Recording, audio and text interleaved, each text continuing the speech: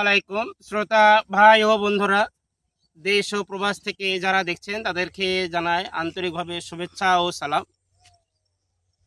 আমি আজকে যে বিষয় নিয়ে কথা বলবো, যে একটা ছেলে বা একটা মেয়ে কোন কোন ব্যবসা করে অর্থনৈতিকভাবে স্বাবলম্বী হতে পারে, তার বিষয় নিয়ে সংক্ষিপ্ত আলোচনা করব। যেমন বেকারি ব্যবসা, কাপড়ের ব্যবসা, তারপরে ফার্মিং, যে কোনো ধরনের ফার্মিং, সে ছাগলের ফার্মিং হতে পারে, গরু ফার্মিং হতে পারে। এইসব বিষয়ে সংক্ষিপ্ত একটু কথা বলবো।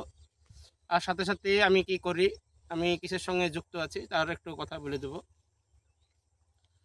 আমি মোহাম্মদ শাহজুদ্দিন শেখ, আমি সায়েন্স টিচার, ক্লাস 6 থেকে 10 অবধি ওয়েস্ট বেঙ্গল বোর্ড ও সিবিএসসি বোর্ডের সায়েন্স পড়াই, সাথে সাথে 11, 12 এর কেমিস্ট্রি পড়াই।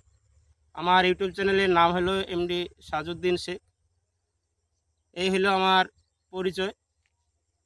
আর আজকে যে ব্যবসা নিয়ে আমি কথা বলবো, প্রথমেই বলবো ছাগলের ফার্মিং। ছাগলের ফার্মিং বা গোট ফার্মিং এর উপরে ভীষণ বড় একটা প্রজেক্ট করা যায়। ছাগলের ফার্মিং বা গোট ফার্মিং একটা ভীষণ লাভজনক ব্যবসা। যারা করতে চাইছেন, যাদের আগ্রহ আছে ছাগলের ফার্মিং বা গোট ফার্মিংয়ের উপরে, ছাগলের ফার্মিং যে ফিডিং থেকে ব্যবসা শুরু করা যায়, ছাগলের খাবার তৈরি করে এর উপরে ব্যবসা করা যায়। ছাগলের মাংস বিক্রি করে, অনেকগুলা ছাগল পালন করে এর মাংস উৎপাদনমূলক ব্যবসা করা যায়, যা প্রত্যেকটা মানুষেরই খুবই বলতে পারেন যে খুবই একটা লোভনীয় ব্যাপার ছাগলের মাংসের উপরে। তাই ছাগলের ফার্মিং বা গোট ফার্মিং যারা করতে চাইছেন বা যাদের আগ্রহ আছে, আমার সঙ্গে পরামর্শ নিতে পারেন, নিচে ফোন নম্বর দেওয়া থাকবে। তার সাথে সাথে আমি বলি কাপড়ের ব্যবসা। কাপড়ের ব্যবসা বলতে পারেন ভীষণ লাভজনক ব্যবসা। কাপড়ের ব্যবসা যারা করতে চাইছেন তাদেরকে বলবো যে কোথায় কোথায় কাপড়ের মার্কেট বসে। প্রথম মুর্শিদাবাদ জেলায় বেলডাঙ্গা থানার বেলডাঙ্গাতে হাট বসে, কাপড়ের হাট বসে। এটা একটা আপনারা জানতে পারেন। অথবা আমরা শান্তিপুর মার্কেট গিয়েছিলাম, শান্তিপুরে একদম পুরো শান্তিপুর মার্কেট জুড়ে একদম পুরো কাপড়ের মার্কেট। শান্তিপুরের ঠিকানা আমি বলে দিচ্ছি। যারা শিয়ালদা লালগোলা রুটে গিয়েছেন, শিয়ালদা লালগোলা রুটে যেয়ে রানাঘাট ঢোকার আগে একটা স্টেশন আছে, তার নাম হলো কালীনারায়ণপুর।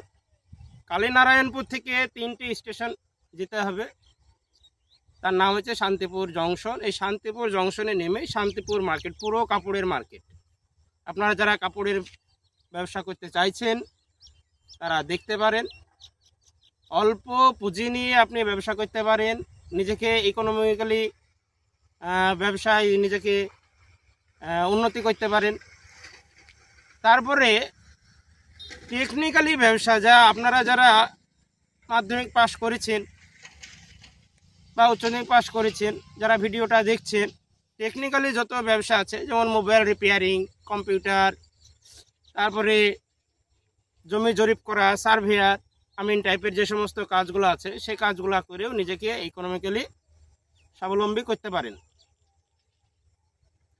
আজকের বিষয়বস্তু তাহলে আমি কি বললাম, যে একটা ছেলে বা একটা মেয়ে কোন কোন উপায়ে খুব সহজেই স্বাবলম্বী করতে পারে। ফার্মিং বলেছি, কাপড়ের ব্যবসা বললাম, তারপরে যেটা বললাম সেটা এই যে কথাগুলো বললাম, এরপরে একটা কথা বলবো, সেটা হলো বেকারি।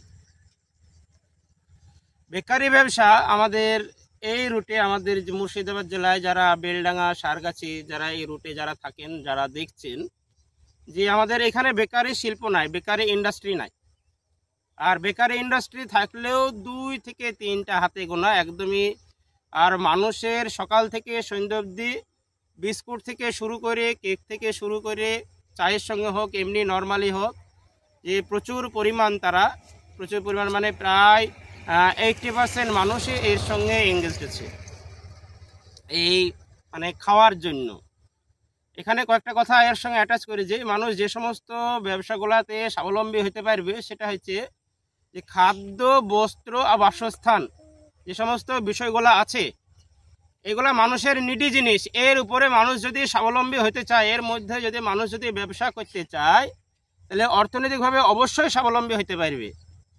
খাদ্য, বস্ত্র, বাসস্থান। খাদ্য মানে আমি যে খাদ্য থেকে একটা কথা বললাম, সেটা হলো যে এই বেকারি শিল্প। বেকারি শিল্প প্রায় সকালে উঠছি তা কী খাবো, চায়ের সঙ্গে একটা বিস্কুট খেয়ে নিই, একটা কেক খেয়ে নিই, এইসব যে জিনিসগুলো জড়িয়ে থাকে। যেমন সকালে উঠলে আমাকে খেতে হবে। তারপর আমি কি বললাম, বস্ত্র মানে কাপড়ের ব্যবসা। আমাকে কাপড় লাগবে, গোটা বছর ভর একটা ছেলে বা মেয়ে কোনো না কোনো কাপড় পরবেই। আপনি এর উপরে যদি ব্যবসা করেন, খাদ্য, বস্ত্র, বাসস্থানের আমি কথা বলছি না, খাদ্য, বস্ত্র, এর উপরে যদি ব্যবসা করা যায়, এর উপরে যদি প্রজেক্ট করা যায়, এই ধরনের যে কোনো অ্যাঙ্গেলে আপনি অবশ্যই অর্থনৈতিকভাবে স্বাবলম্বী হতে পারবেন। তাই বেকারি শিল্প যারা করতে চাইছেন বা বেকারি শিল্পে যাদের আগ্রহ আছে বা বেকারি শিল্প যাদের আপনার ধারণা নাই যে নিজেকে বেকারি শিল্পতে কিভাবে নিজেকে এঙ্গেজ করব, কত টাকা লাগবে, কি মেশিনারি লাগবে, কোথায় যেতে হবে, কোন মেশিন কিনবো, এই যদি আপনাদের আগ্রহ থাকে অবশ্যই আমাকে কমেন্ট বক্সে জানাবেন। আপনাদেরকে আমি একটা এই বেকারি শিল্পের উপরে সুন্দর একটা ভিডিও বানিয়ে দেবো। তবে নর্মালি জেনে রাখেন, বেকারি শিল্পে যে সমস্ত মেশিন যেটা লাগে, নর্মালি ধরে নেন মোটামুটি 2 লাখ টাকা নিয়ে ব্যবসা শুরু করলে নর্মাল ছোট জায়গা থেকে আস্তে আস্তে আস্তে আস্তে আপনি বেকারি শিল্প শুরু করতে পারেন, ইনশাল্লাহ কোনো সমস্যা নাই। তারপরে বেকারি শিল্পে যদি ছোট্ট ঘর বলে একটা নর্মাল মোটামুটি নর্মাল একটা ঘর নিয়ে মোটামুটি শুরু করা যাবে, কোনো সমস্যা নাই।